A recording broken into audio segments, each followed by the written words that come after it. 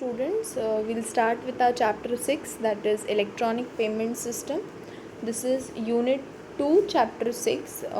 From unit 4 it started with unit 2. So 4, 5 and basically after 5th chapter we have been jumped over to 6th chapter. So electronic payment system, that is EPS, has 4 to 5 topics all over, that is modes of EPS and types, then payment gateway, designing EPS, that is electronic payment system, EPS framework, how on which architecture does EPS work, and algorithm of payment gateway.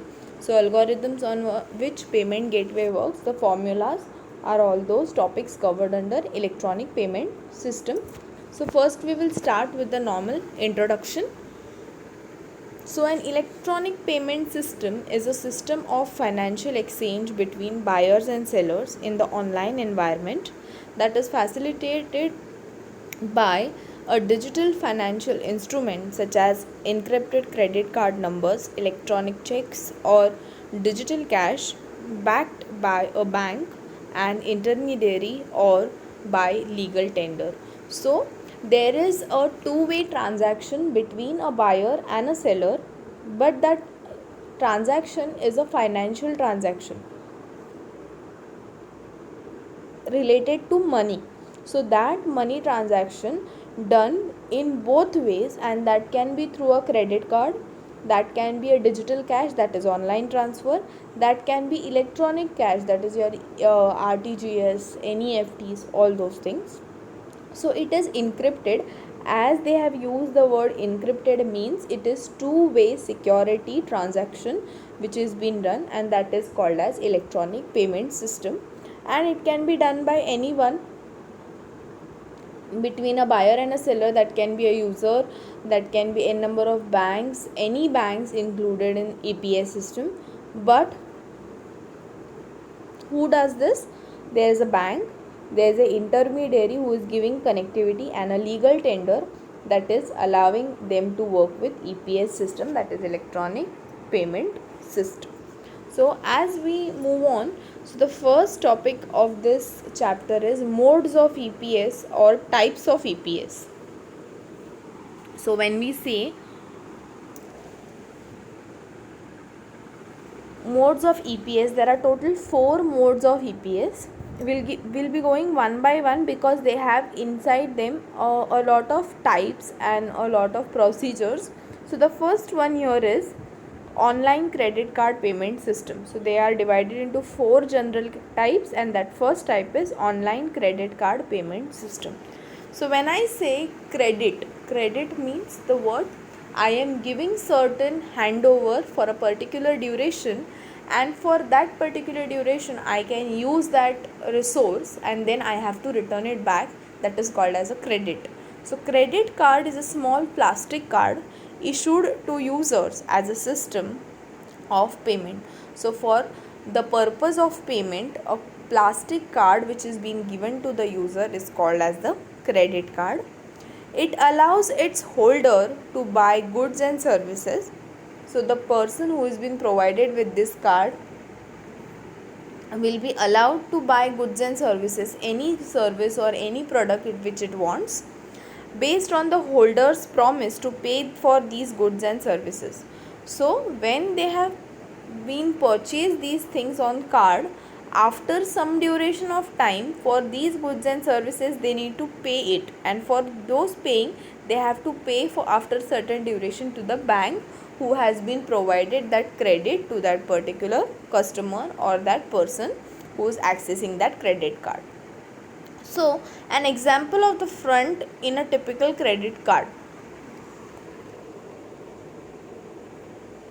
So the question arises, how does my credit card look? What all facilities it is giving me? How can I identify the credit card? When a card comes in my hand, I need to identify that this particular card is a credit card. And for that, what do I have to do is, I have to originally know that what all constraints are being there on that credit card so that I can identify it. And so for they have said that front in a typical credit card, what is the front side of the credit card look like, what all details are there on that. So issuing bank logo, EMV chip on smart cards, hologram, credit card number, card brand logo, expiration date, card holder name, and contactless chip. So it's not visible somewhere. Contactless chip is the next one. So we'll read and we'll follow each and everything. So this is what is a total out structure, what I can give you in black and white format, what my credit card has on the front side. So you can see those numberings 1, 2, 3, 4, 5, 6, 7, 8. So these all things are there here. So first one is issuing bank logo. So where's the number 1? That is here. Here will be the name of the bank written, that is a Union Bank, Corporation Bank, HDFC Bank, Axis Bank, whichever bank name is there, they will write the bank name here. That is 1 at the very top head.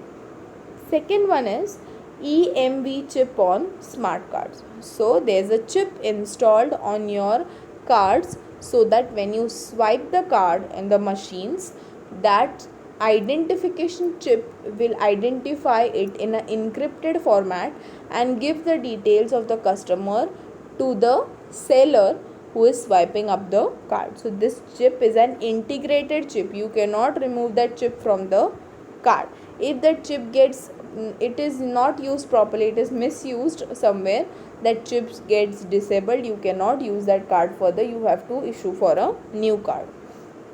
Then there is a third number which says hologram. Hologram is what?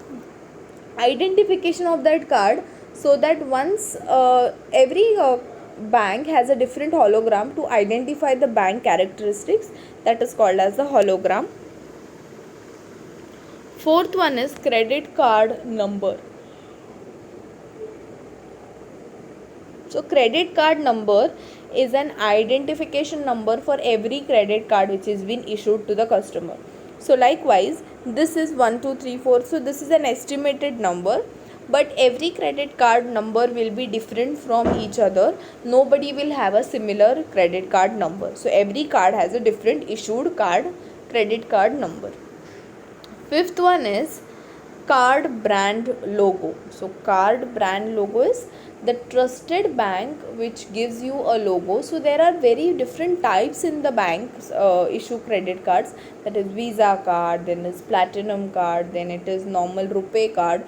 So there are different brand logos which are being given on issuing the credit. How much issued credit can be given depending on the bank account details of that particular customer. That is, suppose if a customer has 50,000 and above in the bank account, that will be provided with a platinum card. If it has a normal bank account and has a normal amount in that, that is 5,000, 10,000, then they will have a RuPay card. If they do the transactions of 1 lakh and above, they'll have a Visa card. So these are the brand logos which are being given by the bank depending on the what customer priority it has. Next is expiration date. So every credit card chip has an expiration date, and for which the date will be written here. Can you see the sixth number? That is, suppose it's written randomly, but generally your credit cards are most probably for 6 to 7 years of usage, that is till 2024, 2025, from now or from 2 years back. Those credit cards are issued, and then you have to reissue a new credit card or a debit card also. Then the seventh one is card holder name. The bank account who has a person who is accessing that bank account name will be there on that credit card number, that is the seventh name. Then there is eighth number, that is contactless chip.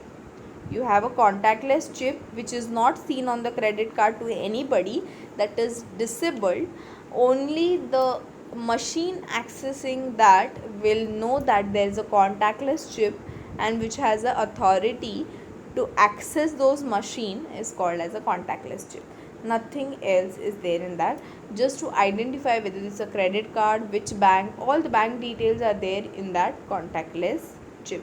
So here it is not seen, it is directly integrated to the back side, which we'll see further. Next is the second one, electronic check system. The second type of EPS, that is electronic payment system, is a debit card electronic check system, and which follows with a debit card. See, debit is again the amount which you have in your bank. You are using that debit amount with the buyer and seller process, and just you are using that money with the help of a card can be said as a debit card, a debit payment. So we'll read what is there. A debit card is also known as a bank card or check card. So bank card means bank is providing you the facility that yes, I have a particular amount in my bank and I want to access that with the help of a card. I cannot come many ample number of times in the bank and get the credit amount. So for that, bank is issuing you a card which is called as a debit card. So it's a plastic card that provides an alternative payment method to cash when making purchases. So rather than taking cash from the account, what I have is alternative method of a plastic card which I carry is called as a debit card. So there is a difference between credit card and debit card. Credit card is being done for the transaction of buying and selling process over a certain duration of time, which you have to return to the bank once your credit has been completed. But debit card is for your account amount which you are accessing. So rather than an alternative for your cash is, that is card which you can use. So there is no certain duration, you are using your own money with the help of the card. Functionally, it can be called an electronic check. Yes, normally your check contains all the details. You fill those details, you fill it in the bank, that is you submit in the bank and you get those amount. Likewise, debit card is also the same. What they are giving you is, they are giving you an electronic check, that is in the form of that card, so that you withdraw the funds, that is directly withdraw the money from the bank account or from the remaining balance of the card. You can view that remaining balance from that card also. You do not have to go specially to the bank branch. So example of a front in a typical debit card. So when I say it's a debit card, I need to see what all details are there on that debit card, how does it look, or how can I identify that debit card. So the first one is issuing bank logo. Second one is EMV chip on smart cards, hologram, card number, card brand logo, expiration date, card holder's name. So can you all see this image? So this is what your debit card also has. It does not has a contactless chip, it just has EMV chip on smart cards to identify your bank name, the debit card number, brand hologram, brand logo, expiration date and the name of the person. This is the front side of the card. Now when I say the reverse side of the card, that is an example of, so this is just a structure, this is not the original card. If you see, it's a very colorful graphic card, but this is just to identify, these numbers are given you all to identify that this credit card has all these specific details. So an example of reverse side of typical debit card is magnetic stripe, signature strip and credit card security code. So the first one is magnetic stripe. This is just a magnetic stripe embedded with a you can say QR code or code properly, so that when you swipe up, that magnetic card gives you an identification of the customer to that particular server machine. Signature strip is that person's signature will be digitally encrypted on it, so that they identify, even if the magnetic strip is not accessible, that signature will identify digitize the person's details on that machine. Third is card security code. Card security code is when you say CVV, when you do online payments, they ask you for CVV, that is the last 3 digits of your credit card encrypted code. So that is called as CVV, that is 1 2 3 example that is given. So this is called as a CVV. Why credit card security code? identification number, specific identification number given to the card, so that online payment transactions can be done through debit cards. So there should be some differentiation between credit and debit, and that is the reason CVV code is being put on. So this is the backside of the debit card. So the next one is third type of EPS, that is electronic cash system. And when I talk about electronic cash system, what is electronic cash system? We'll read that. Electronic money, also known as e-currency, e-money, electronic cash, electronic currency, digital money, digital cash, or digital currency. So there are a lot of names for your electronic cash system. So the very first is e-currency, that is electronic currency which we are providing.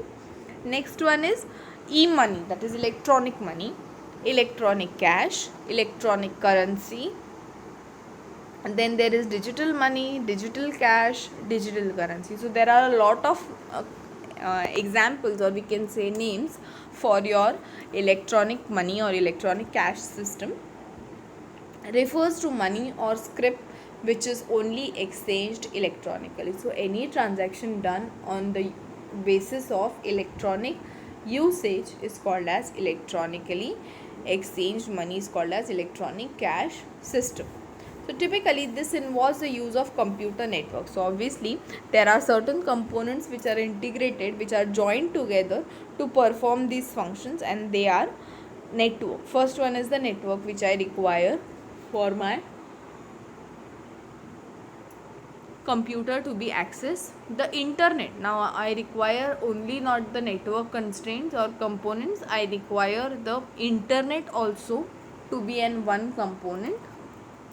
Next one is digital stored value system. So digital stored value system means access and authority as well as functions which will give you an proper authentication to access your electronic cash system.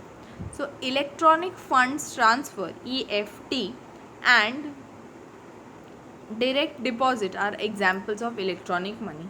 So when I want to give money or transfer money, the two ways or the examples are electronic funds transfer, that is through internet, and direct deposit, that is without any hassles, within 1 or 2 minutes I am just sending out the amount, that is electronic funds transfer. So what are the examples? More applications which are under electronic cash system, that is PayPal, WebMoney, Cashew, Hub Culture, are all those examples of electronic cash systems. So reading further, what is electronic funds transfer or EFT? So now we'll go in detail what is EFT. Now EFT is a part of electronic cash system only. It's not the fourth topic, that is not the fourth type of EPS. It's third type, and they have explained in detail that what is electronic funds transfer. So electronic funds transfer or EFT, nowadays you have NEFTs, likewise you have EFTs. It refers to the computer based system. Now this totally works on the computer based process and is used to perform financial transactions electronically. So they perform the transactions electronically, and EFT is the electronic exchange or transfer of money from one account to another account. So EFT does the transferring of money or accessing the money from another account. So there are two parties, one account to another account. So if the other person also should have an proper account in the bank, either within the same financial institutions or across multiple institutions. So it can be, it's not compulsory that the bank account from which you are sending money, the other person will also have the same account or same bank name. They can have some another bank account. Means what? Suppose if I have an account in Union Bank and the other person is not having a account in Union Bank, so I cannot send the money. No, it's not like that. I can send the money, just I need is the account name or the account number on which I can identify the branch name. So it's totally depends on the person, that I have an account in Union Bank, the other person can have an account in HDFC Bank. So the bank can differ, it can be a same bank, it can be a different bank, that is institution can be different. People can send money through EFT, that is electronic fund transfer. So the term is used for a number of different concepts. So this term EFT is used for a different concepts. So what does it has?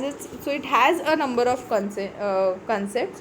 What are those? The first is card holder. Card holder is the actual person who is accessing that card is called the card holder. Initiated transactions where a card holder makes the use of payment card to make those payments. When a person is using that card, that is the person who is the card holder. Second one is direct deposit. So when I say direct deposit, payroll payments for a business to its employees, possibly via payroll services company. So suppose if you are working in a company, payroll is what? Every month you are getting your payments on that particular date. How is it done? When there are n number of employees in a company, how can a company handle those payment systems? That can be done through direct deposits, and direct deposits have certain applications which run on payroll basis. That is, on this particular day I am entering all the data throughout the month, and this end of the day, when I am just clicking one submit, the payment of all the employees is going at one instance time, that is one duration, that is called as a payroll. So we'll see what is it. So direct deposit, that is payroll payments, monthly payments of the employees is done with this, possibly via payroll services. So this is how your payroll functioning works when you have fund transfer network operator. So there are two parties, that is the sender and the receiver, that is the beneficiary. Because if it's there is a sender, you require a receiver compulsorily. Then you have debit, credit, then you have the credit account in the credit person's bank, then you debit the amount from the bank to the sender. Sender will set a network, give you a proper constraint transfer. Then you have account transfer, direct debit transfer, direct credit transfer, standing orders, all such functions. Settlement bank, who is working between the receiver and the sender. These all components are there, and this is the actual process how your direct deposit works.